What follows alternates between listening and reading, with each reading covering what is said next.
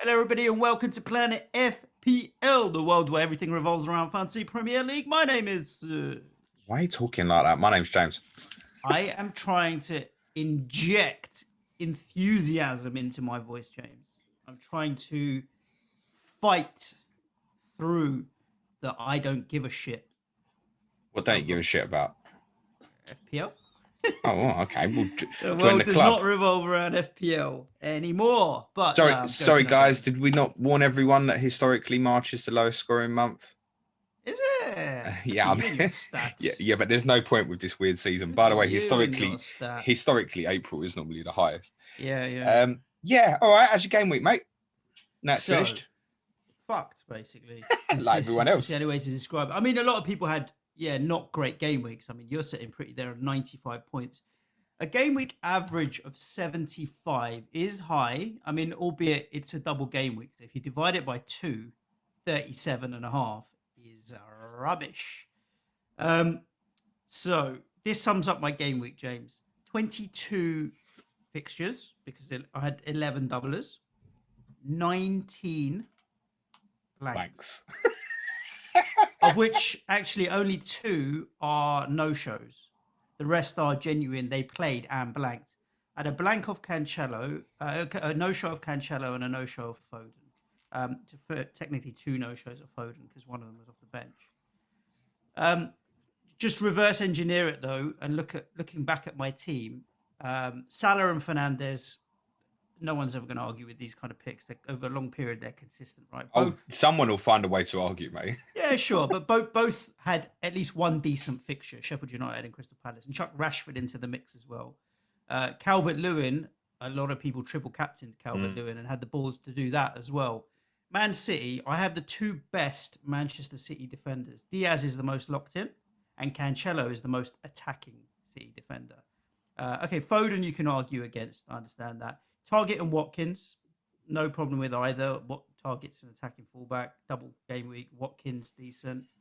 The only thing is the Burnley double defense, Pope and Lowton. Pope can be consistent at any time, but Lowton, yeah, fine. I could have maybe played someone else or whatever. But really, triple City, double United in Rashford, Fernandes, Salah, Calvert-Lewin, Watkins. I look at it and I don't think there is particularly like a lot of dross in my team or anything like that. It just happens to be in a game week where my City assets, my United assets, my Liverpool asset, Calvert-Lewin, all my Burnley, everybody blanked. 19 blanks out of 22 is incredible. I should get a medal for it or something, a wooden spoon or something. Recognize my shitness. There will have been a lot of people sitting there on Sunday night or when we recorded earlier in the week on Monday thinking, yep, this has gone all right so far. I'm on 65, 70 points, whatever. This is good so far because I'm halfway through basically. Since then, we're going to talk about the 8 games on this pod. Since Monday, there's been 12 goals, of which naturally 33% of them were scored by Manchester City. And no one's got the players that scored. Yeah, exactly. Game, I mean, congratulations to all those that own Jesus and Mahrez. There isn't anyone, for fuck's sake. So who we congratulate? I mean, the biggest question going around at the moment is obviously, who's the most reliable to stick the armband on for Manchester City this week, or who'd buy from Manchester City? Who's nailed? Who's going to play twice? Well, look, let me sum it up like this. The only return I've had since Sunday is from the only guy that didn't start for me, Ilkay Gundogan. So what does it matter so much? Yeah, I mean, completely piss poor. I can't complain at the game week. 95 is obviously not what I would have wanted. What's the game week rank, mate? Just over 1 million, 1,026,000. Wow, so it's still not like 100 to 200k. I would have thought you were going to say 250 to 300k. No, I mean, the first half of the game week, was about 250k as a game week rank. So I've had 1 return from the 8 games as followed, and that was a Poxy late assist, right, which was jammy as, let's be honest. A, because it was fractionally onside, and B, because Patricio, who played quite well for Wolves, shouldn't be pushing it back into that area. What's it feel like? I've had nothing since, but I can't complain at the game week. As I said, 95, I wouldn't have been happy with pre-game week, but. And how does it feel having had 1 return? Because I didn't get any, and I don't know what it feels like. It is what it is. I just look around and I see it's the same for the majority of the people. Even in this midweek period, it feels like the majority of people have had differentials like Bales, etc. I mean, I've not done anything in these midweek fixtures either. So, I mean, I've seen a few teams out there with the odd Mahrez and stuff like well done. But the Of majority of course. people have just literally missed everything this week. The only returns anyone's had really in these 8 fixtures since Monday is defensive. So, I mean, if you've had 2 Captain Luka Dean Martinez, clean sheets Johnston, since Areola, all those keepers Gator, did okay.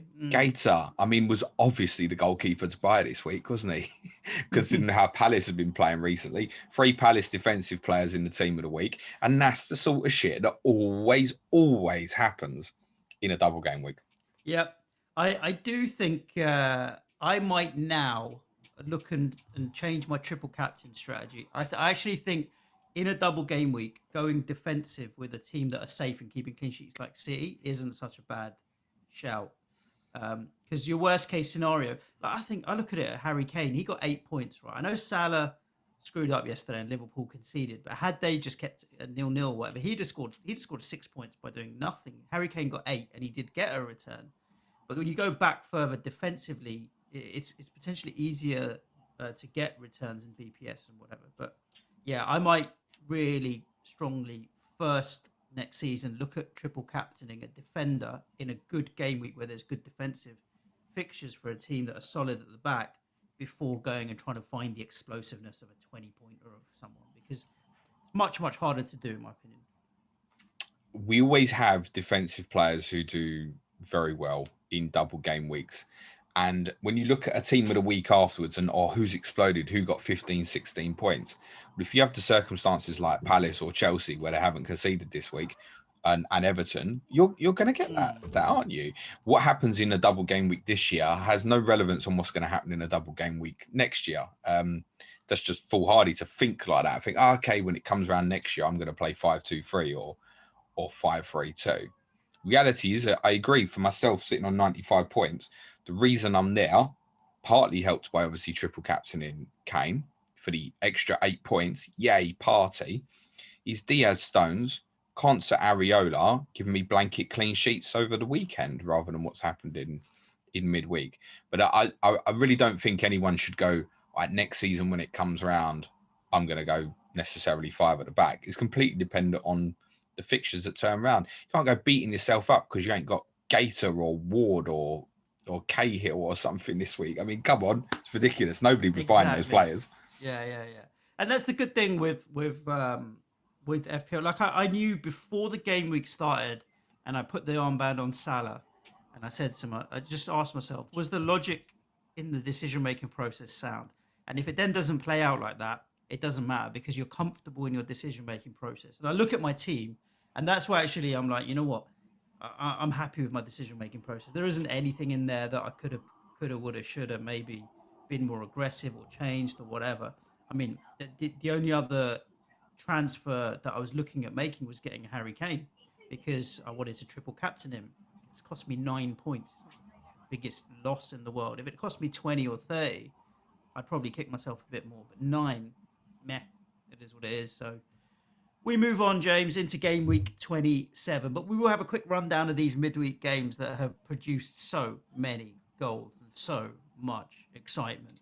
And let's do it as quick as we can because we've had a number of questions in from Twitter. And quite often in the main pod, we don't get time to get to them. So we're going to have a bit more fun with some Q&A. Start from Monday, Everton Southampton. We'll you have to say the score, so it's just what you always do. Well, Everton beat Southampton 1-0. Cheers, mate. We'll glaze over. Let me do it in the classic. Everton 1, Southampton 0. We'll glaze over Everton because we're obviously going to speak about them a little bit later in the pod when we talk about the West Brom game. So for Southampton, all I really wanted to highlight from this is there's a few players who look like they're going to be back this weekend in Cole Peters and Ibrahim Diallo, which is potentially going to be really important to them. Ralph Hasenhüttl spoke after the game about them struggling to score, about it being a big deal. I think it's fair to say Danny Ings is not in form. Che Adams is not in form. They are about to walk into a double game week, and I don't see anybody talking about buying them, which is fair enough. The problem isn't the converting the chances, though. The problem watching that game Monday night is feeling like they were never going to create them. The only player who looked like he had the drive to really energise Southampton, I thought, was Stuart Armstrong, who played central midfield with James Ward-Prowse and really pushed and tried to carry the fight in the last half hour or so. It was a turgid game of football. No first half this season's had fewer shots on target. I think it wasn't just Richarlison's goal. I think was the only one. It's just a bad game. It was really dull. But he did the job on the tin for Everton. So obviously off the back of the win at Liverpool, we see it so often. Someone wins a big game like that and then they let themselves down in the next one. So if Everton have got the two wins this week, it's really positive. But I think the story from that game is, anyone considering Southampton players now for their double, Sheffield United away and Manchester City away? Bearing in mind, if you're free hitting in 29, the 4 fixtures afterwards are Brighton, Burnley, West Brom, Crystal Palace. And depending on what Tottenham do in Europa League, you could get a double with Tottenham thrown into that little period as well. So I think for those free hitting in 29, Southampton probably shouldn't be discounted from your thinking, as long as you're already covered with what you want from, say, City, Tottenham, etc. Don't discount them. The other one that needs to be spoken about is Fraser Forster. I know a few people interested in, because he's 4 million and he's got the shirt of Alex McCarthy. We heard a couple of weeks ago that we thought Forster was going to come in, I think maybe for the Chelsea game. Didn't happen. It has happened now. And that's interesting, isn't it? Because it's a 4 million goalkeeper. Yeah, we love a 4 million goalkeeper. Yeah, and you look at those fixtures, like I said, double, Brighton, Burnley, West Brom, Palace, could be another double in there, should you consider it. To answer the simple question of, will Forster keep his shirt?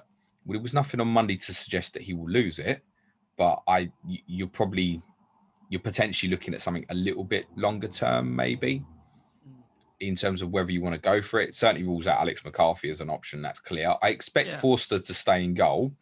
My personal opinion on it is he's not a better goalkeeper than Alex McCarthy. I think McCarthy largely has had quite a good season for Southampton, but not been great in the last 2 months or so. And I wouldn't be surprised if he's to dip him out, just give him a break from the pressure, because they've got 1 point from the last 8 or something. And there's every chance he might come back in a few game weeks. So Fraser Forster's a funny one, because when he was up at Celtic, was he on loan at Celtic? Or did they buy him from Celtic? He was raved about as a really, really good young goalkeeper, dominant, big, strong, all that kind of stuff. But just when he's been in the Premier League, he hasn't really done it, has he? To be honest, at Southampton, when he first went there, he was good. He was good. I think that, I mean, I haven't watched enough or know him or see him train or anything to really make a judgment. But from what I've heard, I always feel like at some point Fraser Forster's going to be a decent, good English goalkeeper. But we'll see. He's quite an imposing keeper in the fact, obviously, he's so big presence in terms of claiming for crosses, etc. You can feel very comfortable. I think he really, really struggles with low shots. And the problem for Southampton is, which they're not particularly playing with it at the moment, but Southampton at their best, the high pressing, the high energy, they want to play with a high line. Like Forster is not coming off his line as a sweeper keeper. And to be fair, McCarthy's not good at it either, but better. Forster just won't do it unless it's coming right into his line of view, basically. So it's definitely not a long-term view. But if you've got no trouble, like 4.0 goalkeeper with a double game week, we all know he's going to be the highest scoring player this game week. He's going to save a Man City penalty, isn't he? We've a lot of people like you and me have ended up with a combination of Areola and Johnston, or Areola or Johnston are a second keeper behind a Nick Pope or whoever else. If you're comfortable making Areola or Johnston your main keeper, and then bring in Forster as a secondary keeper, I think that's not too bad a strategy, because at least you've got a playing 4.5, and then should the double be there for Southampton, and we know next week's, but the one with Spurs, and also we know then that Forster's had a consistent run of games. I don't mind that shout at all. I think you need to be in a position where you're very happy in your team to be considering that as a move. If you've got Southampton assets, to be honest, in seriousness, if you go for him, you've got to pick him this week. It's the first fixture, Sheffield United. Yeah, agreed. And even like a Vestergaard, Sheffield United defensively, they don't have any centre-backs anymore. It's going to be bloody playing Ollie McBurney and Gavin Goldrick at centre-back soon. The difference where Forster's obviously more interesting than, say, a Vestergaard. City could wipe the floor with Southampton 4-5-0 hypothetically, and Vestergaard's on a 0 or -1. Whereas for Forster, it probably won't be the case because he'll probably get some save points and stuff as beneficial as well. Just a quick shout out to my mate Kevin, who wildcarded this week, James, from an Everton point of view. I questioned him week in, week out. Why have you got Sigurdsson and Richarlison in your team? Why have you got Sigurdsson? He wildcarded. He removed Richarlison and Sigurdsson from his team. Sorry. Manchester City 4, Wolves 1. That was going to be such a great segue into Manchester City 4, Wolves 1 when you said I need to shout out my mate Kevin. No. That was not a segue. It was more a case of the week that he sold Richarlison and Siggy. 2 goals, 2 assists for Richarlison and Siggy. Just painful. I would love... Do you know what? I would love to buy Gylfi Sigurdsson. Just old time's sake, you know? In the same way you would like to own Bale and just own him for a while. Just for the end of the season, bit of Gylfi. And he has been reasonably consistent in recent times. I just don't know how I'd shoehorn him into my team. But this game was interesting from the perspective of there was a 10-minute spell in the second half after Wolves scored where City were like a boxer on the ropes, just very, very briefly. The equaliser from Conor Cody, his first ever effort on target in the Premier League. Ever. Came Not from even this season.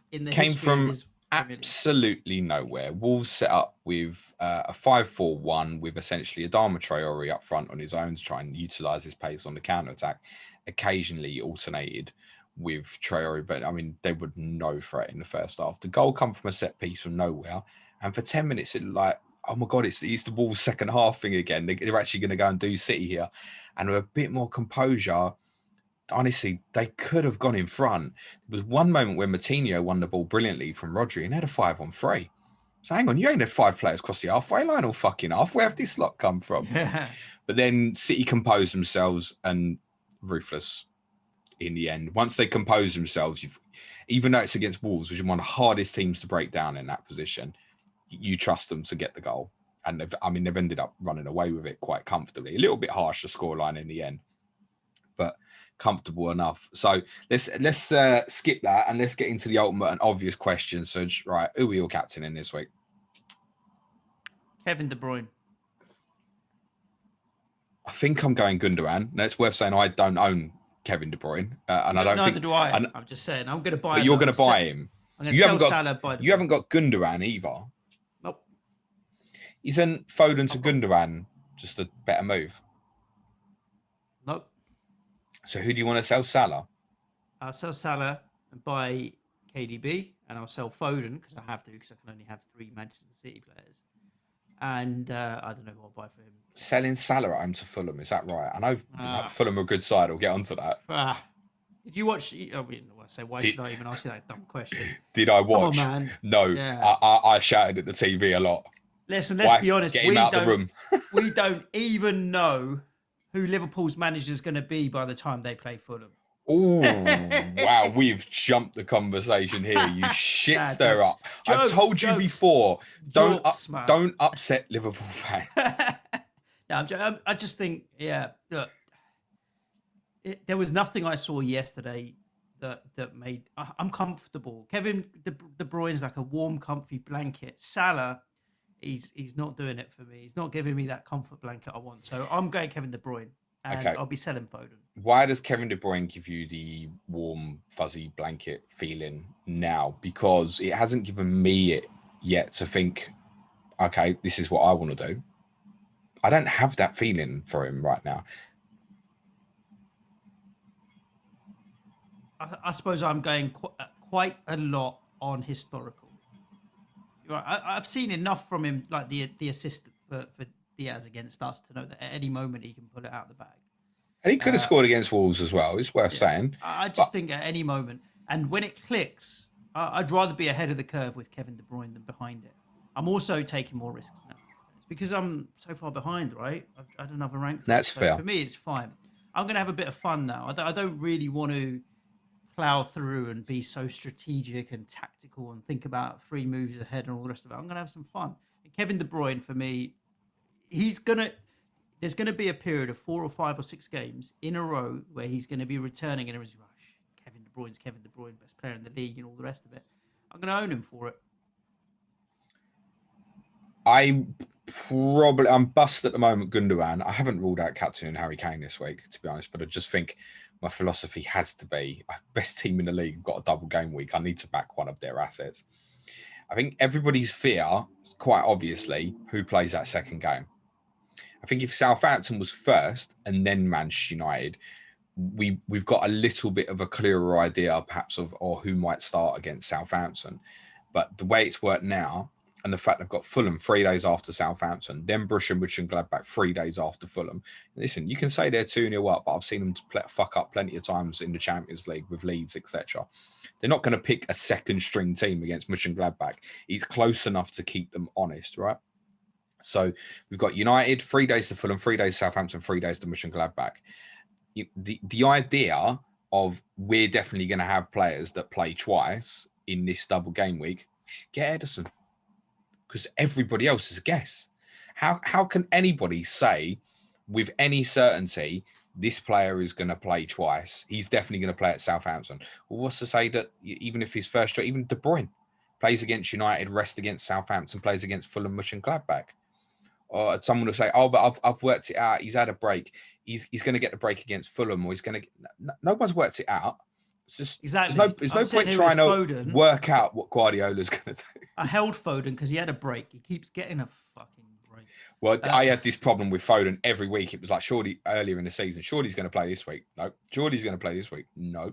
I mean, why not consider you want to get a City player in and go a bit different? You really want to go different. Why not consider Riyad Mahrez, mate? It's not a nice warm blanket. Like, he started the last 4, and it's the exact opposite of Foden, where you go, oh, he's the one that's due to rest. He's the one that's due to rest. We spoke about this Christmas time last year, where Guardiola likes Mahrez when there's games over a short period where there's not a lot of rest. Because I think Guardiola's described it before in terms of like his muscle mass is nowhere near the average footballer. He's quite a skinny lad.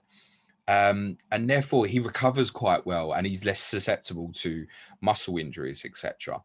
So what's to say that Riyad Mahrez doesn't play all 3 games in the next week or so, including Fulham in Gameweek 28? I think we should ban predicting City lineups from not predicting it. I'm saying what's there to say that he doesn't. Do what you want to do. Pick your City assets. Hold your breath. Crack on. I think the way I would look at it as a general opinion for most people is whatever 3 you've got, stick with it and go with it, with the one exception being your case, where I think, if you've got Foden, you're going, I don't want to do this again. And I get that. Otherwise, stick with what you've got. If you're working in to go, I'll take it you're looking at -4 then, are you?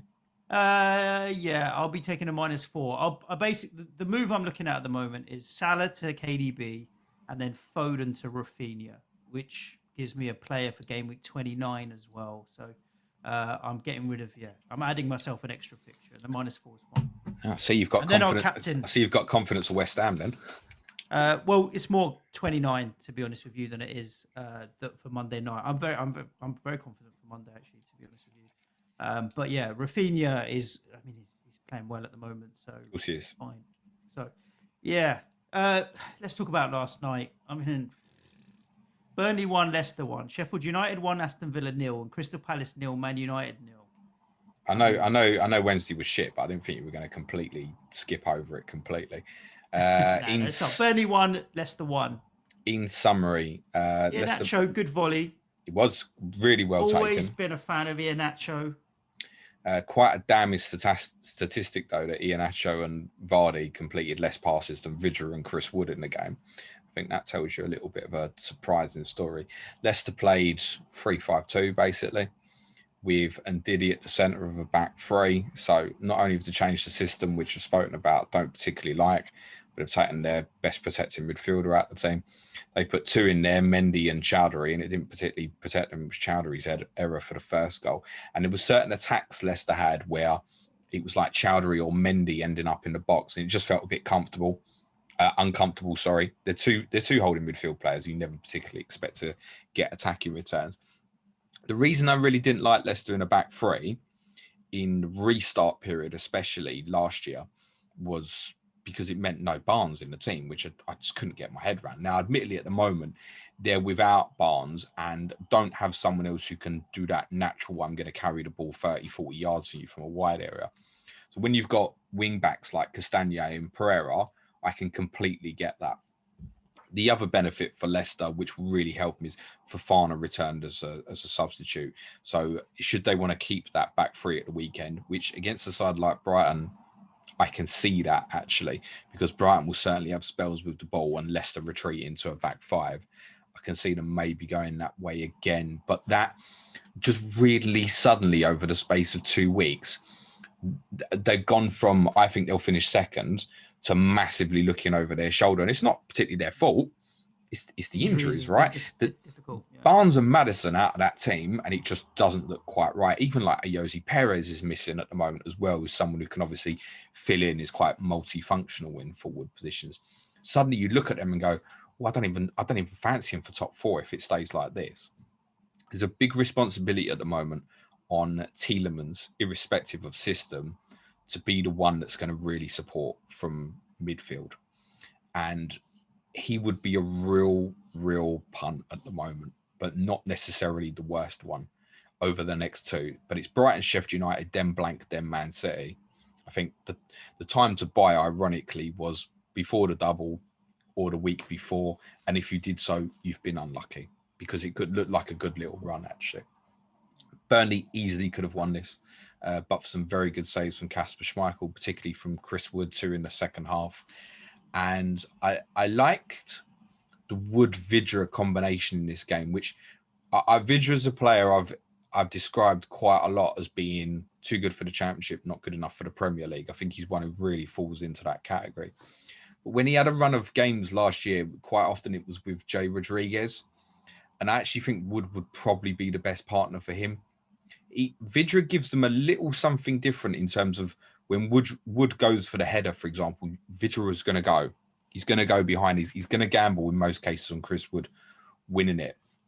And I think that's a partnership we might see a little bit of. But again, you're not considering Vidra or Wood. I think if you've got the Burnley assets, which a lot of people will have something at the moment, you could move it on. You can move it on if you want to. If you've got Nick Pope, then you're happy days. You're not sticking, all right? It's not been a good week, but then how many good weeks do you have with Nick Pope when you're rubbing it in everyone's faces? So we're not going back to Burnley now. And I think for Leicester, the moment's gone as well, to be honest. And this game has a bit more relevance in terms of Sheffield United 1, Aston Villa 0. What's the relevance? Because we own more ownership in Aston Villa assets because of the double game weeks and what have you coming up. I'd say, all FPL managers will have at least one, and quite a lot of us are doubled or tripled up. I think Grealish being out has meant people have gone down and got rid of him. But Watkins very popular in this game week, and as were Konsa or Target or whoever you went with defensively, and then obviously we know what's going on with Emi Martinez in goal. So yeah, that Sheffield United goal, I did hear all of the defensive Aston Villa points smashing on the ground. But the thing is, for Villa owners, I've got Konsa and Watkins. The reality is most people pre-game week were probably expecting nothing at Leeds and a return at Sheffield United. Well, it's the opposite. You got it the other way around. That's life. If you'd have offered me the 16 points from Konsa and Watkins pre-game week, I'd have said, yep, thanks very much. I don't mind that. I'll take it. I mean, I had predicted in my mind 1-1 Villa at Leeds and then beat Sheffield United 1-0. It's not in terms of the returns, it's not been far away from what I overly expected from them. A clean sheet and hopefully a return for Watkins. So that's fine. I think what ended up happening here for Villa is they fell into a trap that Dean Smith doesn't like changing the team. Generally, we know they've been as consistent as anyone, basically, in terms of team selection throughout the season. And he obviously got a result at Leeds. And I think it was a case that he felt that 11 deserved the opportunity to go and play again, which is fair enough. But the opponent is completely different. And Villa struggled quite a bit for creativity. Even when Sheffield United went down to 10 men, and I don't want to get started on the Jagielka red card, particularly because I don't agree with it. everything that kind of looked like, oh, they might score was if something just dropped in the box from a cross or something. They weren't capable of opening them up or anything. And I think the playing of people like Nakamba again didn't aid them, because Nakamba's he's a proper holding midfield player, basically. But they didn't need that in this game. Yep. Didn't need it. And so I think what you might see at the weekend against Wolves is probably Douglas Luiz, Ross Barkley probably come back into the team. We still don't know the status on Jack Grealish. As a Tottenham fan, personally, I hope he's back for game week 30. I don't really want to particularly see him back before then, because he'll make such a huge difference. The defensive guy is still decent. And you look at Villa's fixtures coming up. Wolves at home, Newcastle away. Could still possibly be a double with Everton. Then they play in the blank against Tottenham, then Fulham. So I think because they're struggling a little bit going forward, the defensive guys are still really worth looking at. So, I mean, look, if you've got Emi Martinez and he's still being bought by people, of course, it's great. Cancer, target, budget options. I would not be going for El Mohammadi, because Matty Cash is probably going to be back, worst case, I think, for game week 29 against Tottenham. On the double itself with Everton, because it'll probably cover off a few questions. Will it, won't it happen? I think if the announcement isn't today, and we're recording 8:30ish Friday morning, if it's not today, I think we swing from likely to unlikely. Okay. Is what I would say on the potential of that double. I can't see the reason why, if it's going to happen, it's taking this long now. So I think if it's not today, we fall into unlikely, unless the Premier League have suddenly gone, well, hang on a minute, let's put it there. I can't believe those discussions aren't happening. Yeah. If it's beyond today, I think it becomes unlikely, but I wouldn't be selling Villa assets if you've got this week. There's no need to. It's Wolves at home. It's not a bad fixture. I would keep. And obviously, if you're running through to game week 29, you can still go and attack them. My thinking on it at the moment is, as I said, I've got Conser and Watkins. I really don't want to make the decision on a third till I've got the information on Jack Grealish, because if he's back available, for example, and then the double happened in game week 28, I'll just go straight to him. Yeah, I'll just get him back. Right. Sheffield United, really brave, heroic effort at the end. The goal was fantastic, by the way. Sustained period of ball possession, brilliant ball by McGoldrick, and then he breaks his neck to get there. And if Sheffield United had more forwards this year, would break their neck to get into the penalty box, they'd have more points than what they've got. It was a brilliant goal, and they performed quite well, particularly under the circumstances of the red card.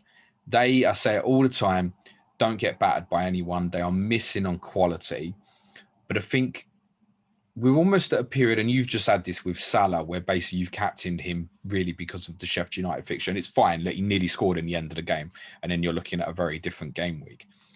But ironically, in spite of the fact they're probably the worst team in the league, you never really feel comfortable captaining a player against them, because they just don't get done much, basically. Well, so the same could be said for Fulham. And the same, almost sort of kind of now with Big Sam at West Brom, could be said against West Brom.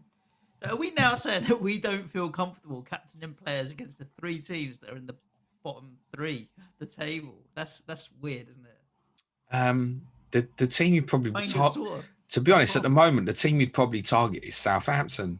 Yeah.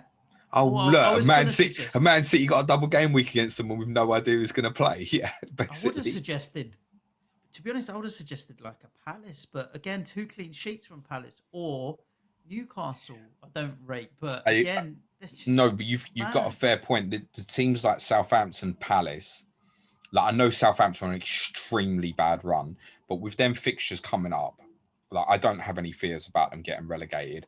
And Palace, who we've been heavily critical of, they've got enough now. I should think 1 or 2 points, and they're going to be okay.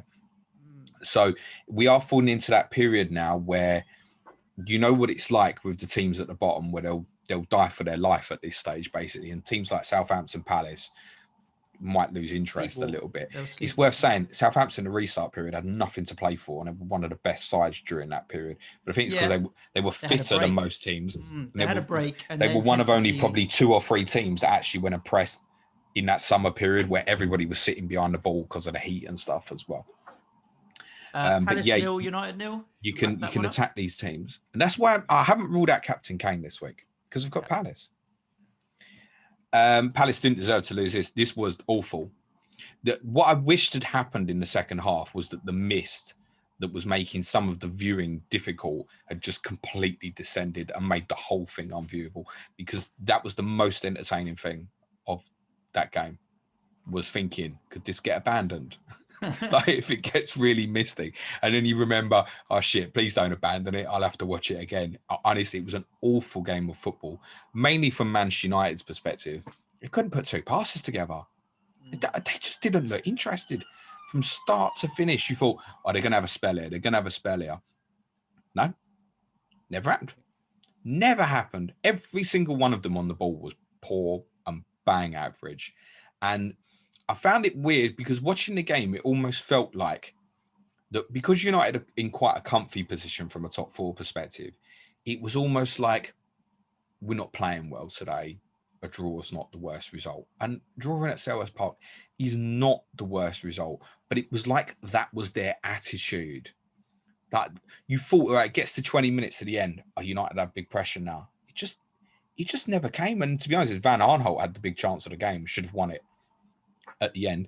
Dean Henderson looks like he's going to play in goal for all the games in March, by the way. If you've got David De Gea, he's gone back to Madrid, I believe. He's definitely gone back to Spain because I think his wife's due to give birth. There might be some complications, maybe. So he's going back there for a while. So if you've got David De Gea, get that binned is what I would say. But the danger for United in terms of the way they played, just come off the back of Chelsea. They're about to play Manchester City in a Manchester derby, which at the moment it's difficult not to see City winning with the way they're playing. And then suddenly the narrative of United has changed from closest to being title challengers to you start looking at it and going, it's like 3 wins in 11 or something like that. No wins in 4. And then suddenly the pressure's like back on them and they're looking over their shoulder, and do they privatize the Europa League and things like that? So we know from an FPL perspective, a lot of people are looking to sell Bruno Fernandes. I have sold him last night. Oh, wow. Very reluctantly. I've bought Heung-min Son, which we'll talk about in a bit. The reason for doing it is, I think timing-wise, he's right if you want to come off with the Manchester derby, then West Ham, then blank. Looking all the way to the end of the season, I could see me probably captaining him 2 or 3 times. Now, for me, it's a short-term decision anyway, because I'm going to wildcard in 31. I bought him at 11 million. He's 11.6, going to go to 11.5 at some point in the next 48 hours or so. My thinking on it as well is if I want to get him back in game week 31 on wildcard, there's every chance he'll be back to 11.3. And then I'm kind of back where I've started. Yep. And I just don't see me captaining him against City, West Ham. I then get the extra fixture from Tottenham, obviously, against game week 29. I'll talk about why I've gone Son over Bale when I get there. But I think now, if you want to come off, now's the time. But 2 things to say. One, it's easier for me at the position I bought. If you bought at 10.5 pre his first rise in game week 8, then that is a lot harder a sell when you've got 1.1 million up, because you know he's the sort of player very easily you can want back in your team. And I think had I bought him at that value, in spite of the fact we're now in the kind of end game where we should worry less about it, I would still be thinking there's a chance I want him back. I'm not sure I want to do that. And I get that completely. But it's possibly time. He's the highest scoring player in the game. He can punish. There's no doubt he can return at the Etihad. Yeah, there's no doubt he can get a double point haul against West Ham. I've seen a lot of people talking about benching him this weekend. I wouldn't do that, by the way. 1 penalty and he can easily get a 10, 11 pointer. I just wouldn't. And City are not. They've been known to give penalties to United as well. If Carl Walker has a moment or something. You're already anticipating the Twitter questions, and there are a couple around bench. I ain't even looked at them. Like I said, Bruno. However, let's keep it going on the games. I wouldn't even mind, but in that tweet, I said no Bruno questions because I just wanted to summarise it like that. Well, there are Bale questions in those tweets as well. We'll get there. So let's do it. Fulham 0, Spurs 1. That's where we're at. That's the next game, James. All right. Well, as it's in relation to Bruno, I'll start with that in terms of why Son and Bale. My take in it is there's not a lot between this week. To cover the first point, obviously Bale played similar minutes last night to what he played against Burnley at the weekend, and he'll probably play similar minutes against Crystal Palace at the weekend, probably 65, 70 minutes again, depending on how game is going. I do think he'll probably start again. But the decision... There's no doubt that him and Mourinho are friends now. I don't know. Bale didn't look happy when he came off yesterday, but I don't know if that was disappointment in being taken off, which, to be honest, if he's disappointed being taken off, good. Fine, I have no problem with it. When they go off on the far side and walk around the pitch, it always looks worse in terms of, he looks dejected. You never see anybody jog it, do you? Why would they? No, exactly. Why would you? You're going to walk it. So everybody who does it, it always looks that way. It always looks worse. The reason I've gone Son over Bale for me is it's not a 1 week decision. It's a 4 week decision because game week 29 is quite important to me. And I can't look any further than the next game and know if Bale's going to stay in the team or not, because you have to factor in the Europa League games. Now, I would look at it at the moment and go, Tottenham probably go second string-ish against Dynamo Zagreb. But is he going to want to leave Son, Kane, Bale out? I mean, they could all play against Zagreb, ironically. Wouldn't be a huge shock. And I think there's every possibility Tottenham treat the game on Thursday and go, if we do well enough in the first leg, the second leg doesn't matter. And we're obviously now at home in the first leg. So there's every chance they'll play on Thursday. I honestly can't look further than Sunday and know if Bale's going to stay in the team. It's still where I'm at with it. So for me, it's a very easy choice for Son. It feels like he's been quiet for a long time. Yet, as said on the deadline stream on Saturday, don't rule him out. He's one of the really highly owned players that's actually done really well this week. But it doesn't feel like anyone's got him anymore. But you look at his ownership, it's still absolutely monstrous, really. So for me, it's a 4 game week decision. I regret obviously not taking the -4 to get him last week. In hindsight, I think if I'm going to do it, it's now or 29. I'm not big on having the Tottenham players for game week 28, but I still think it's now. If I rolled this week, I'd have to make one in 28. And I think then there's a chance it wouldn't be Son, and I'd end up waiting to game week 29. And if Grealish is not back in 28, I'm like, well, I don't know what I'm doing. I can't roll another transfer, which is the ideal of what I want to do. So Son's in for me.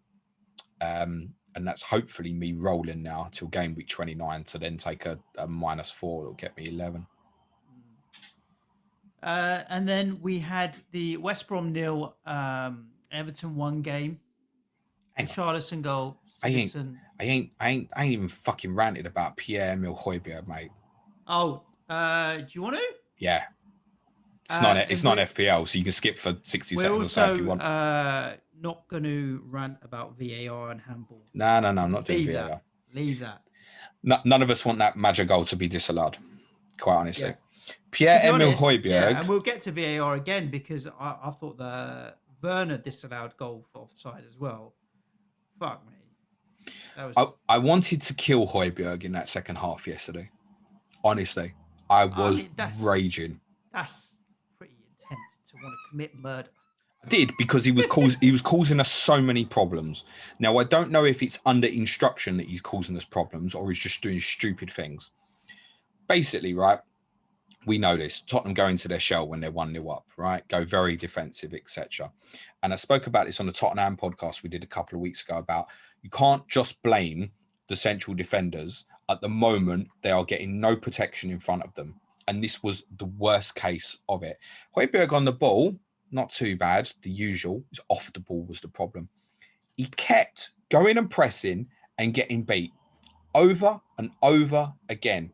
And I spoke on that podcast about, can you sit in front of them? If you're going to sit back, be defensive and protect the lead, I don't overly like it, but fine. But then can the midfield protect that back four? They were under such immense pressure because Højbjerg kept going and pressing the ball and getting nowhere near it and just getting taken out of the game. And then they're running at our back four over and over again. If you're going to play that way and sit behind the ball, please protect the back four. It did my head in. I don't know if it's under instruction from Mourinho or not. I've told you before, he can't get a football team to press. So it might be that it was under instruction. If you're doing that, if you're telling the front 6 players to go and press, but then you're asking the back 4 to defend on the penalty box, you are going to get fucked. Yeah, And we got away with this massively. Fulham deserved at least a draw. The narrative in the first half of Tottenham have had more chances. In terms of clear chance in the game, yeah, you're probably right. Fulham dominated 70% of that half. They were the better side. Their problem is the same week on week on week. They're a good team. You never feel like they're going to score. But I did yesterday. In that second half, I thought it was inevitability that equaliser was eventually going to fall. And that's the least that they would have deserved in that game. Manchester's a good little forward. Lookman, Loftus-Cheek, Cavallero all overdo it. They haven't got a midfielder that's going to get them the returns that, in my opinion, is going to keep them up. And as I've said previously, I don't think bringing Mitrovic into the team is the solution, because when he plays, I think they lose the domination of the ball. That football team, the way they play stylistically, should not be in the bottom 3, and they will give Liverpool a proper game on Sunday. Honestly, I would not be shocked if Fulham went to Anfield and won. I don't think they will, but it wouldn't shock me. West Brom 0, Everton 1. Do you want to copy paste what you said about the Monday night game with this one? Did you stay up late and watch it? Yes. Thanks. Although I have to say, this was a much better watch, West Brom and Everton, than Everton and Southampton was. Okay, ironically, it was much better. Game could have gone either way, actually. West Brom were obviously a little bit unlucky with the disallowed goal towards the end. Did a claim for a penalty in the first half, but I didn't. Yeah, I wasn't big on it. Pickford's save from Diane was quite impressive. It's worth saying Jordan Pickford's now got 3 clean sheets in a row since returning to the team. Well done him, and well done Everton defensively. This easily could have been 1-0 the other way, though. What I like about West Brom, this is really interesting because I want to bring Newcastle into the conversation on this as well, because we're not going to talk about them, obviously, reviewing the game. West Brom are basically settled on this system now with our man OK as the holding midfield player, and particularly the 2 central midfield players, Gallagher and Maitland-Niles. They've got a really nice balance at the moment where they go and press really high, but if they don't win it or they feel they can't win it, they retreat. So we've got a nice balance, almost the opposite of what I've kind of said about Højbjerg. They don't want to get beat on the press. So they'll go and get it. If they don't win it, they obviously back off. Or if they go to half press and they think, no, we're in trouble here, we're going to get dissected, then they just sit off. So we've got a nice balance. The forward is a handful. He is, whoever plays against him is going to know they're in a game. He's a bit of a beast, actually. He's a unit. His touch is okay. He's good in the air. I think finishing is a little bit questionable, although the finish for the equaliser was obviously ruled out because his toe was offside, was a good finish. He isn't the worst FPL punt to have. Honestly, when they've got Newcastle and Crystal Palace next, and that's why I want to bring Newcastle into the conversation, just cover over points I made on Monday about obviously St. Maximin and Wilson being injured. What I didn't realise at the time was that Almiron's fucked as well. Is he? Yeah, it's out to April as well. Okay. So what that means is I don't know if Newcastle can go and press in the same way as they've been doing now. It could completely change the functionality of the way they're playing. And I think Almiron has been absolutely pivotal in the way that they've been playing. And I was looking through the squad and trying to think, so who could they play now in that position to go and press in any way like Almiron does? And the solution's probably Joe Willock. I'm not suggesting go and buy Joe Willock by any means, no way at all. But my point being is I think the situation's changed for Newcastle in terms of I'm now concerned, even though what they've tried to do tactically with Graham Jones recently. And many of you will see these stories that have come out in the press, which do appear to be true, of this massive training ground bust up between Richie and Bruce. A lot of the players have sided with Richie. Richie has apologised, but do these players still want to play for Bruce? And I think we are fractionally away now from the pressure being a little bit too much and Newcastle sacking Steve Bruce and Graham Jones taking over till the end of the season. And that might short-term be the best solution for that football club till they sort themselves out. However, win at West Brom at the weekend and suddenly they're 6 points clear of Fulham again, with Fulham then going to Liverpool before playing Manchester City. And then there's another opportunity. Newcastle have another 2 opportunities against Villa and Brighton to increase the distance. And it could be that by the time we walk into game week 30, we're going, well, ironically, Newcastle probably got enough points. They're nearly safe. But the lack of forwards now is concerning. And I actually think they probably will get beat at West Brom now this weekend, having not previously thought that. Interesting. Everton, really good, right? We've spoken about the clean sheets, etc.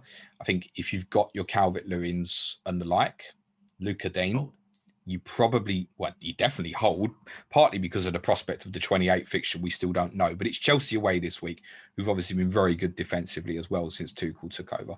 But I think your Deans, your Calvert-Lewins, you play them. Calvert-Lewin's record in some of the bigger away games this season is pretty good, although obviously he has been regularly outscored by Richarlison over the last couple of weeks. Everton keep changing system. Last night was basically a 4-4-2. Monday against Southampton was more of a diamond. Against Liverpool, they did this Coleman and Robertson man marking job in what was basically a 4-4-1-1. They're changing system every game at the moment, which means buying their assets and judging what they're going to do week to week is quite difficult. There is seemingly a clear intention, though, to get Richarlison through the middle. That was Richarlison and Calvert-Lewin up front together last night, as it was against Southampton. And obviously, Richarlison played ahead of Rodriguez in the game at Liverpool. So I feel like there is an intention to play him through the middle now. Whether that's because Calvert-Lewin's struggling in some way, I'm not convinced about, but I'm also not convinced that Richarlison being with Calvert-Lewin is necessarily good for Calvert-Lewin. And we've spoken in the past, we're not sure if Richarlison through the middle is better than on the left, actually, but it appears that way at the moment. We scored 4 goals in a row, and that kind of consistency is great for anyone that's gambled on Richarlison. And his price is fine, 7.9 million. I do think you either own one or the other, and because Calvert-Lewin is cheaper, more people are sitting on Calvert-Lewin. But Richarlison, I think, is an interesting shout. It's probably not a buy now, though, because of the Chelsea fixture. But I think generally speaking this week, because of the unknown on Villa-Everton, like if you don't know what to do this week, don't do anything. Is not the worst answer. And to be honest, to be in a position rolling for 28 is not bad. Imagine if it suddenly happens and you've got the 2 threes to add 2 of them. That's where you want to be, really. Let's wrap up with the Liverpool 0 Chelsea 1 game. I think you can't argue that it was a fully deserved good performance from Chelsea and dominated the game, really. Defensively, under Tuchel now, they look so good. I'm very, very much of the mindset I'm going to be getting Mendy in goal to replace Nick Pope. He's cheaper, 5.1, set and forget kind of mindset with the goalkeeper. I don't really want to mess about with the centre-backs and what have you. Who's your other keeper? Just out of interest? Is it Areola? Yeah, cool. Yeah. So he'll get me through. Yeah. I'm comfortable with that. I just thought, even the likes of Rudiger, who played nothing, coming up against Salah, the couple of times in the first 10, 15 minutes, Salah tried to take him one-on-one and Rudiger stood up to him. I thought Salah's not going to get any change out of Rudiger today. Just Chelsea were good. And after the first 10, 15 minutes, I was chatting to a mate of mine. He said, I'm going to put £1 on Werner to be the first goal scorer here because I reckon he's going to add a bit of spice. And I mean, when it clicks for Timo Werner, the guy is going to be fucking beast because he was getting in behind. He's neat and tidy on the ball, but just doesn't seem to stick it in the back of the net, albeit he did. And I thought that those offsides are the ones that just... Yeah, for fuck's sake, it's man. not going. Come on. Good performance from Chelsea. I think now we're starting to say we can see what we're getting from Tuchel, and it's a very solid base, and they're getting in behind. Yeah, what we've now got, and this was kind of the problem in terms of assessing them pre this game week, was we hadn't had them with fixtures against the likes of United's and Liverpool's to quite know where we stand with them. I think we do now know. I think what we're seeing at the moment is something very solid and consistent defensively. I thought their ball retention in tight areas last night was absolutely brilliant. The back three at the moment is working. It's notable that the only goal that they've conceded to an opposition player, if you exclude Rudiger's own goal against Sheffield United, was the goal that Minamino scored against Southampton. And the interesting aspect on that, just looking at that game, it's the only game where one of Thiago or Christensen hasn't played. Okay. And that was a pass right through the middle of them, if you remember, from Nathan Redmond. Yeah. Christensen was extremely good last night at the heart of the sets, the back three. Azpilicueta's obviously got the experience and leadership, and Rudiger's quite beastly if he's in the right mode. Like, yeah, he likes that physical confrontation and battle. I didn't feel at all that Salah or anyone defender. was going to get past him as in a one-on-one situation or anything like that. I thought he had the strength. But all three of them at the back were really good in possession, which actually allowed the ball to go into midfield areas. When it went into midfield areas, Jorginho and Kante were very good. Very good. It's the best I've seen N'Golo Kante in terms of actually on the ball in a long time in a big game. Really good. And ahead of him, little genius in Mason Mount. Do you know what? If he wasn't English, people would go mad about him, I think. Well, this is the thing I was He's saying, got same all the qualities of a modern footballer. Yeah. It's like we get sucked into this conversation about attacking English young midfielders, and we've got Sancho, Foden, Sterling, Maddison, Grealish, so on and so on and so on. He ends up 9th, 10th, 11th on the list, but I feel like he has more of an all-round game than some of these other guys necessarily. He'll track back, his work rate is good, he scores more goals than some of these guys. Yeah, and I mean, 6.8, I think he is. Yeah. And he's beginning to look interesting because he's playing in a higher position. He's getting involved at the top end. Set pieces, he's taking the corners, penalties. Well, maybe penalties. Jorginho dependent, I think. Pitch, yeah. But Jorginho does get rotated with Kovacic, like Mason Mount, and just as a footballer, I think he's quietly just gets on with his business. He's not one of those flash Harrys and stuff. I just think Mount.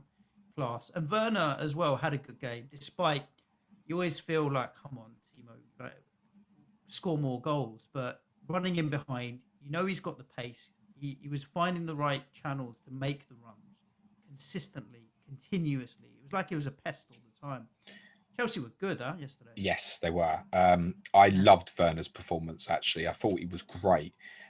It was exactly why we mentioned on Monday, why had he kind of been left out for United? And I think it was part with this in mind because before the game, right? Pace, as good as Chelsea were at times in terms of ball retention in tight spaces, when they was in trouble, you don't have to think twice against Liverpool. You just knock it over their heads. Yep. And he arcs his runs so well. He really does. Obviously, he got caught out on the goal, and there was another incident. But he really does bend his runs. He's a clever in terms of his movement as an intelligence. He's actually beyond his age. The problem is at the moment he doesn't have the confidence in the finishing the chances. I don't think particularly, but his performance all round, other than in front of the goal, was quite a confident performance. And they did not like playing against him. Looking at game week 28. Captaincy, I think, is quite wide open. You've got Liverpool at Wolves, United at West Ham, Arsenal against Tottenham. There's some difficult games in there, and City are at Fulham. Now, it might be that we've got some information by the time it comes around to go, okay, this guy's had a break, like De Bruyne's had a break against Southampton. Yeah, that's possibly going to be the best captaincy. But Timo Werner away to Leeds, that's like the late riser captaincy. Yeah. I can see that, right? Go for it. Yeah, do you know what? Timo Werner at Leeds, game week 28. You want a 1 week punt? I've heard worse ideas than that, honestly. It could be a really, really good shout with the way that Leeds want to play as well. But I mean, it's of no interest to me personally. And that's partly because if there's a negative on Chelsea at the moment, they're not scoring enough goals considering what they've had. And it's the defensive solidity that's getting them the positive results that they've had. They will need to improve going forward. One of those playing with Mount, Pulisic, Ziyech, if Hudson-Odoi is going to play that position, Havertz, if he ever steps up, one of them's got to claim it. And none of them are doing the business at the moment when they play in that area. And all the good things are genuinely, they are going through Mason Mount. Yeah, I mean, when they've got playing lesser opposition, let's say, you do see Hudson-Odoi ahead of Reece James, this right wing back that gives them the extra attacker and forward-thinking player. I think it will come good for Chelsea. There's going to be a game where they're going to spank someone soon. I reckon it's where everything. Still no idea on Chilwell and James. Though, honestly, not a clue. Nothing. Not every time I see Reece James, I love him more and more and more. I think I'm probably leaning into the idea that if the opposition have an offensive left back, like obviously Liverpool doing Andy Robertson, then there's a good chance that Reece James will play. But when Hudson-Odoi plays the position, he plays really, really high. So the counter of that is you obviously force that fullback to have to play quite defensive himself. So I still couldn't tell you in the fullback position. I know that Chilwell is better for Chelsea than Alonso, certainly defensively, but I have no idea if that's going to stick. That's the one I've still not clear on. And when Thiago Silva comes back, that's going to be harsh on Christensen, the way he's played the last few games to come out the team, but he will do. Liverpool, 5 defeats at home for the first time in their history. But I feel like the story isn't so much the 5 defeats at home, it's the 12 points in 13 games. 13 points over a third of a season. Less than a point a game. That's fucking relegation form, mate. Mate, that's 30, this is a 35, 36 points. And I think the scary thing is, I've been saying all week, I think Chelsea win at Anfield. And I'm not the only person saying that. I think a lot of people thought Chelsea would go there and win. And we're quite confident about it. That's the scary thing, I think, for Liverpool. And what they've got at the moment is they've obviously got no Van Dijk and no defence. We know that. And obviously now no Henderson, who was also covering there, was giving them a midfield problem. They just, for whatever reason, from back to front, and this is the whole team, are not defending properly. And that starts from the press at the very top, right? It's not happening. Then the midfield don't in the second press. They're not in the wave as well. They used to swarm you, right? Liverpool are probably, when they do it right, are the best team I've seen at setting traps in the press. And what I mean by that is they don't actually attack the player with the ball. It's in ball movement from, say, centre back to right back. As they think the ball's getting played, it's the right back's getting. And that's why if they always feel like they're so quick to press on you, because they read the press in terms of where the ball's going. It's just not happening. It's not happening at the moment. And as I said, Chelsea were good in really tight spaces, but Liverpool, they never laid a glove. Can you remember a tackle or something? I feel like that's the best thing that could happen for Liverpool at the moment. You know, sometimes when you're low in a game, you'll know this, having been to games, sometimes a tackle can change a game because it gets the crowd up. And now I realise you've got no crowd, but by the way, that's the same for everybody at the moment. But I feel like it needs a bit of that. It needs someone in that team to put a real firm tackle in, and Henderson would be that player, really, to like get everybody to say, come on, like get a grip. That leadership in the team is a big problem. And as I said, in the worst case scenario, if someone does get in a tight situation against Liverpool, you just go, well, I'm going to put a bit of height on this, put it over the top. And they're fucked. Alexander-Arnold and Fabinho's defending is so bad on the goal. Do you know what? Klopp couldn't coach them to be that bad. No, I mean, Fabinho... And they're good players, right? Yeah. When Mount cut inside, Fabinho was so slow, and then he'd realised, hang on a second, Mount's got a meter on me here. Let me sprint. It's too late. He looked lethargic, didn't he? So slow. And by the time he twigged, actually, I need to get closer, Mount was gone. And do you know what it looked a bit? It looked a bit like, and I don't know if it's because he's given a couple of penalties away this season for Fabinho. Certainly one I can think of. I feel like there's a couple. It almost felt like a training session where you say no contact. Yeah. No contact. Don't make a tackle. Okay, he's beat you. Fine, let him go. Trent positionally, oh my god, he basically goes and hides behind Fabinho's line, which makes no sense. It literally makes zero sense. You've made Mason Mount's target bigger. And so when he comes inside and Fabinho's given up on him, Trent's too far away. Then he tries to block the shot with his wrong foot because he's probably worried about getting the ball in his knackers. It's bad. Little things like Robertson. What do you think of when you think of Andy Robertson? Forget the FPL for a second. Bombing down the wing. 100 mile an hour, right? Yeah. He just doesn't, down the wing. He doesn't press his opponent. He sits off them now. And I think he's panicked because of what's over his head.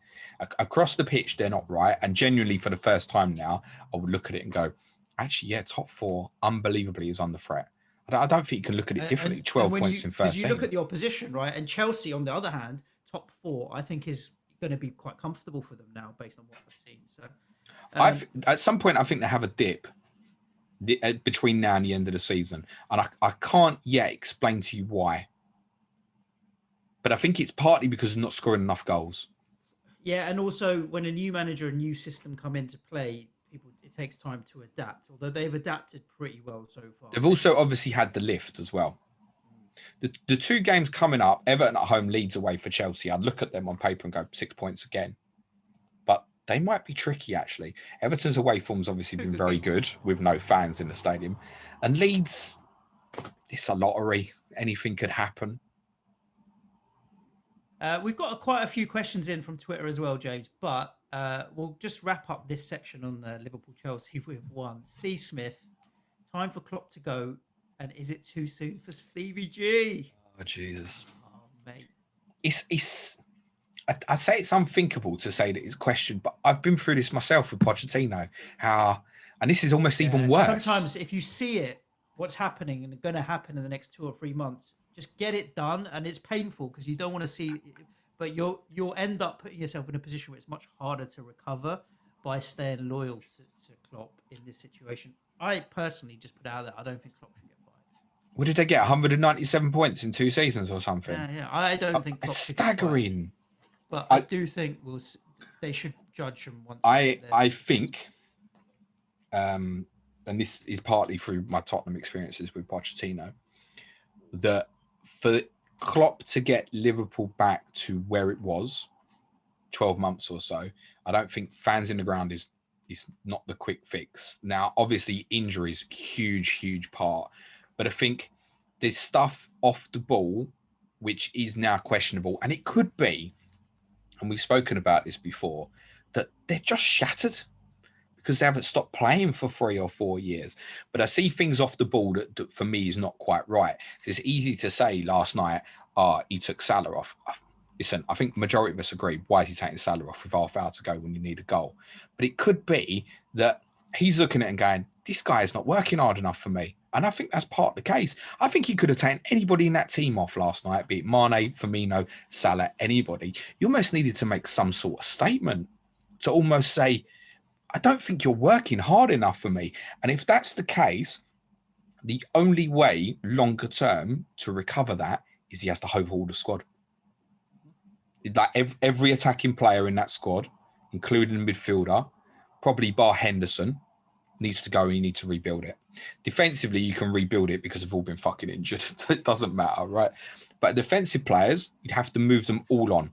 So what you're then looking at, if Klopp stays, is you're looking at transition. And with the way City are, it's not easy to then go and challenge them and maintain that. I can't believe how far it's dropped off for them. And it's beyond a crisis confidence. You have to remember, Van Dijk's been out since September. From September to December, they're bloody good. So it's not just reactionary to Van Dijk. The Gomez and Matip injuries is what's killed it and pushed it over the edge. There is no confidence in whoever plays at centre-back. Let's look at... Well, I was going to say, let's look at the Twitter questions, but we're not really, James, because they really are stuff that we've covered off and it literally rolls around. Come on, there must be something funny or something. There is Come one. on. There's one thing. There's one. There is zero non-FPL related fun questions. What is wrong with people? People think this is an FPL podcast. There's only one, actually. I'll give it to Danny at FPL Sick of It. Okay. But it's basically, Bale, can I bench Bruno? Which Villa assets should I get? What's wrong with Liverpool? Do you think Chelsea any good under Tuchel so far? Let's look at it. Are players all knackered? Who are you going to captain from City? It's boring, James. No disrespect to listeners, but it's stuff that we have talked about on the whole. The only thing that is in there, we'll talk about Danny at FPL Sick of Its question, and also then one other thing which has come up. So Danny says it's June 2021. Coronavirus is over. West Ham have won the league, and England are about to win the Euros. FPL headquarters ring up Suj and James and ask for their thoughts on how best to make alterations and changes to the game, including chips.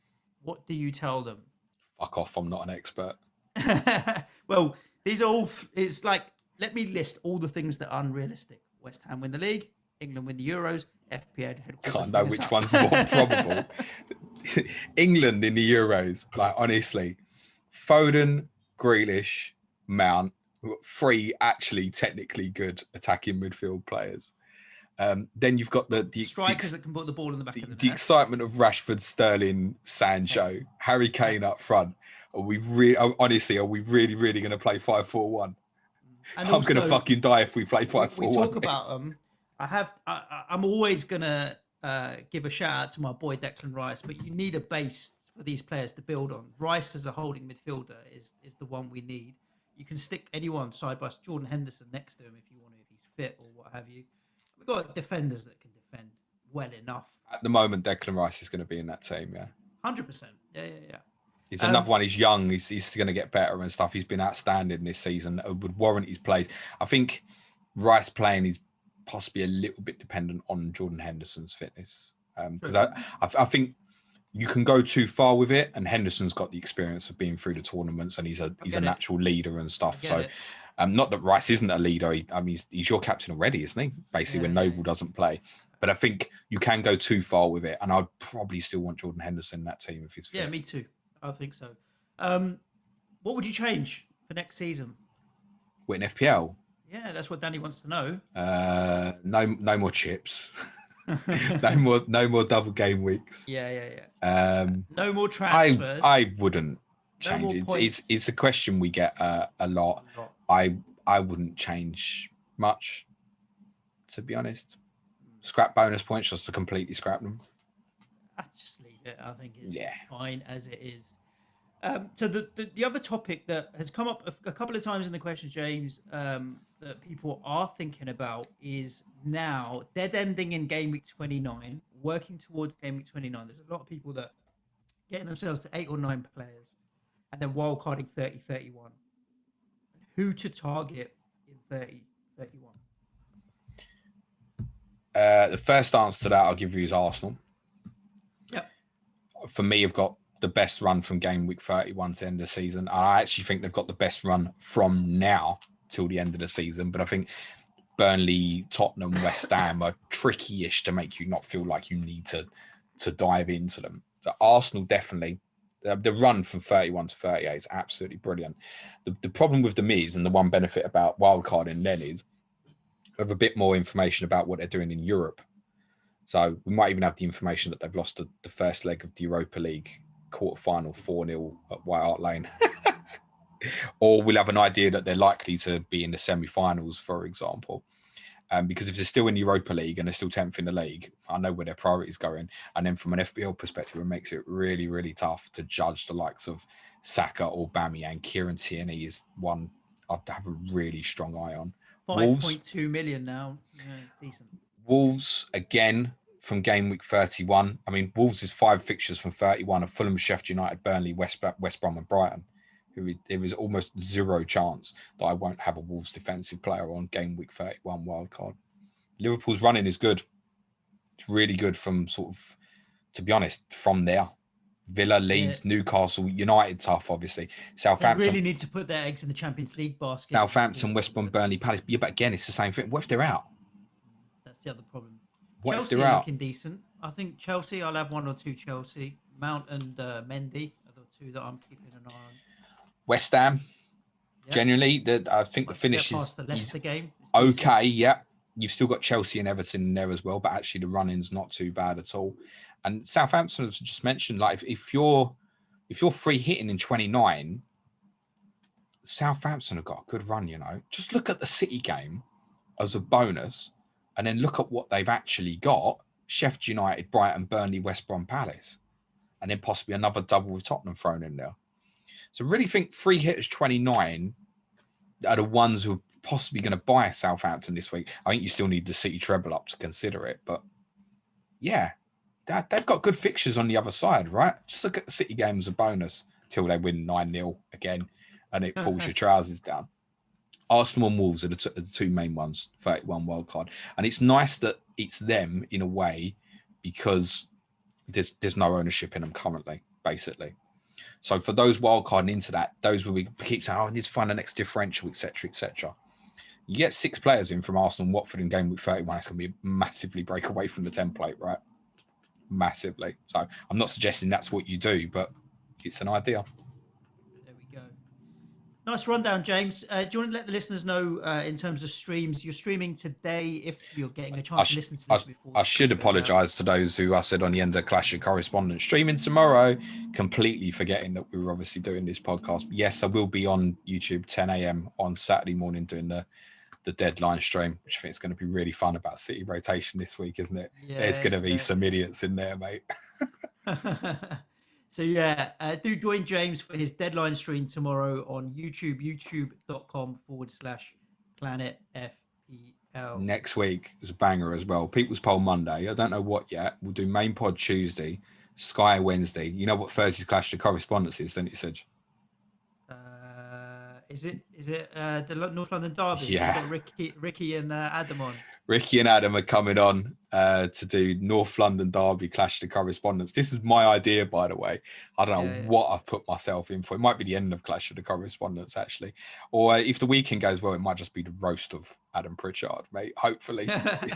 But that's next Thursday as well, and then they'll stream next Friday or so. Yes, his Clash of Correspondence, well worth listening back to. It's particularly as we haven't spoken about the two clubs much here with Chris Stone and Andy Martin, FI_FPL Addict and FPL Tactician, discussing West Ham and Leeds ahead of the weekend. If you want more content from us, then head over to patreon.com/Planet FPL, where you can sign up to any of our tiers. In the intermediate and advanced, you get an additional podcast every single day, as well as in the advanced tiers, there's written articles, Slack channel, prize leagues, more other good stuff. So yeah, if you want to support the show and get more involved, you can find more information there. And if you want real Pierre-Emile Højbjerg rants, Tottenham next week is going to be lovely.